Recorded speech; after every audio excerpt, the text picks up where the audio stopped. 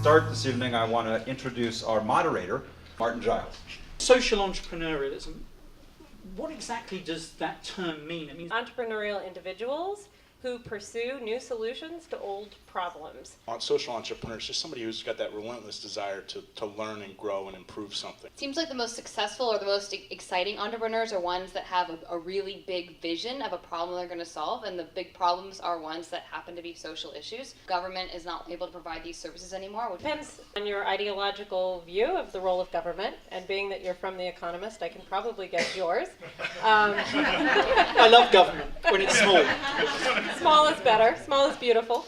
There's a lot of movement with the corporate, nonprofit, social entrepreneurship sector, and some philanthropy more and more to kind of work outside the constraints of government. The problems are so ubiquitous. You step outside and there is poverty on the streets and there's pollution in the air and you don't have water in your apartment and the power goes out and you live in an upscale part of Delhi. You're so aware of all of the problems there that it's easier to think like, oh, what can I go solve? And a friend and I came up with this idea to basically go across India to document all the innovations happening in the country.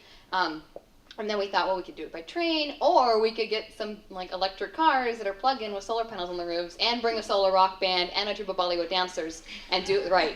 You have access to free advice, and it's a very rich ecosystem. One of our biggest challenges in the sector is that many of these nonprofits are too fragmented, and they're not able, at their size and scale, which is often small, not able to change the whole system unless they can team up and share information and coordinate action and collaborate.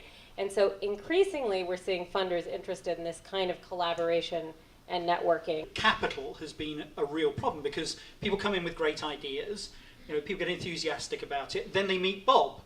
And they hear from Bob that actually most of these things fail. The people who do them are miserable, they're antisocial, they're like terrible, you'd never want to go have dinner with them. I think people need to, it goes back to what Peter was saying, like they need to find a problem, like a real problem that actually exists. What's needed is this recognition that the answer is us. It's not somebody else, it's not a mayor, it's not a governor, it's not a social entrepreneur who's like Wendy Kopp. The answer is within all of us.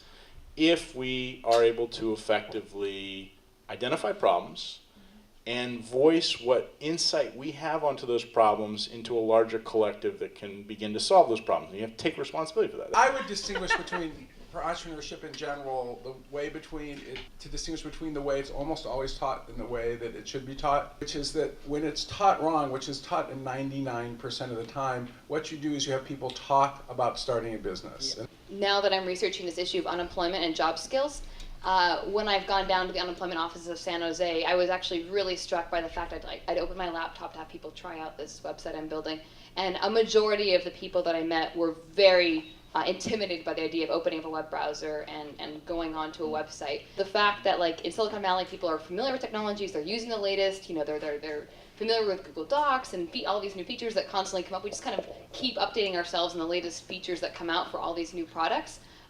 Means that we're getting further and further ahead in our knowledge and our productivity and our ability to leverage those tools to make a difference. And the people who are not on those networks or using those tools are getting dramatically further behind. Like you have to stay up to date with technology or else you will fall behind really quickly. This is where the rubber meets the road, isn't it? Because you're absolutely right. You're a entrepreneur in the for-profit sector, it's all about profit, right?